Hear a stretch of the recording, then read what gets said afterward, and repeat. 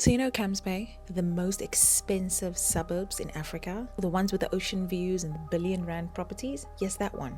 Here's something you probably didn't know about Camps Bay. In 1730, that land was owned by a free black woman, Zwarte Maria Everts. Born to enslaved parents at the Cape, she flipped the colonial system on its head. This is her story. Early slaves built the city. They built the farms, they built the infrastructure, they were the craftsmen, they were also the teachers. The first schools were in the slave lodge. They had so many talents. And Zwarte Maria Everett, she is manifest of this ability to rise against the odds. Not just rise, but excel.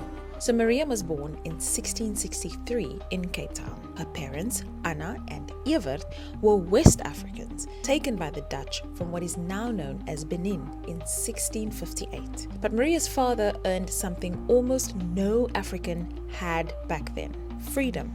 He helped the VOC hunt runaways, and in return, he became one of the first free black men in the colony. But it didn't stop there. She and her mother were sold 3 times before she was 8.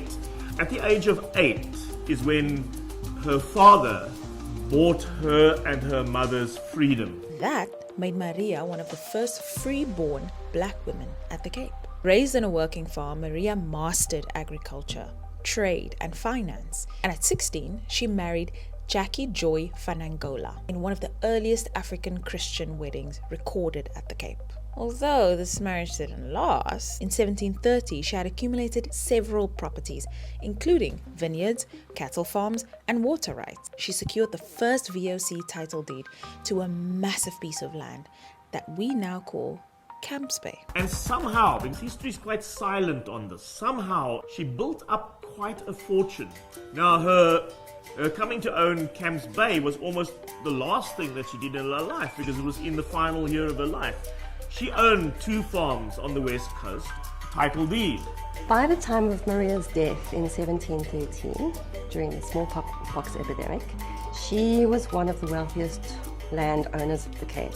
Her estate included vineyards, livestock, and grain, and some of the Cape's most productive farmlands. She was a businesswoman, and the VOC recognized her legally and commercially. Maria had at least 8 children. Her son Johannes, he was the guy who really took over from Simon van der Stel in making wine.